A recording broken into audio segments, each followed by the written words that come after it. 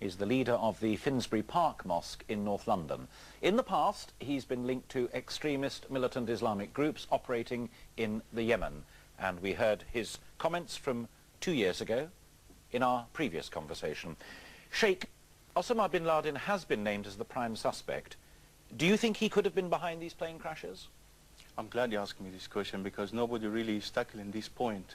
And I've been misquoted, and unfortunately not very mature journalists are actually tackling the right point. Osama bin Laden can never do such a big, large operation at this time, for two reasons. One, he's given his allegiance to the Mullah Omar, and then anything he will do will say the leader of the Taliban in Afghanistan. So anything he will do will say will be directly responsible to Mullah Omar, which have all these Afghani nation in his hand. The second point, that they have prepared to wage a big, massive attack against opposition, starting with the assassination of Masoud.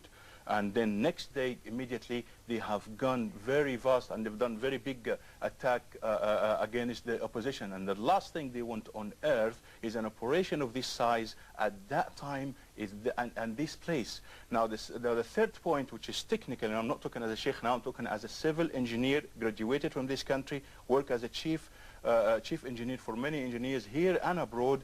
There is no way that a building will sustain the first shock and then it will collapse just like that. That building was demolished, and the American government, they know who demolished the building. Okay, let me stop you there. I promise not to interrupt in your first answer, and you've made the point that you do not believe that it could have been bin Laden.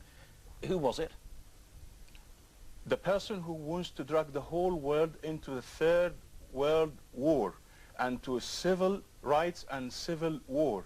This is very important. And who is that? Who is that person? I don't want to name those forces? I'm shocked by the negligence of the engineers, the structural engineers. They know a building such as this can never collapse due to fire after he survived the first second and a half. But you've come onto this program, sir, and you have said that the prime suspect, as cited by our Prime Minister and by the President of the United States, is innocent. You've said it was somebody else who wants to bring us to catastrophe. Yes. You won't name that person, that government, that source? No, this is an organization who wants to drag the whole world into fire, into war. And I'm urging the European countries not to trust the American investigations. You're dragging your people into a Third World War, and you're just talking about Abu Hamza's comments.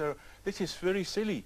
There's a whole nation is going to be, if the war starts, nobody will have anything to smile about in the future. Are those forces that you refuse to name based in the United States of America or in the Middle East? They are the lobby of America. They are the people who, these aeroplanes, I could assure you that these aeroplanes, when they hit the target, there was nobody alive inside. They were all gas dead, and these aeroplanes have been driven unmanned. And this building, after they show all these Hollywood shows where the traffic and horrific the people to go and kill the Muslims everywhere, after that, they explode the building. Sure. I am a civil engineer. I understand that. Whoever was behind this, and I think I know what the answer is to this, but will you now unequivocally condemn what took place in the United States of America on Tuesday morning? Mr. Alistair, let's talk about reality before we talk about analogy. Please, let's be mature. You know my position. I don't care if I condemn or don't condemn about these matters. You can put me in the electric chair afterwards, but don't put people into Third World War. Investigate the matters. Every country who wants to support America, they must send a team of engineers, of securities, of people to say, what's going on? You're dragging our people to war without us, and you just you tell the black box has been damaged, this one has disappeared. Everyone. And you must check who's the owner of the building, who's making financial reasons from the building.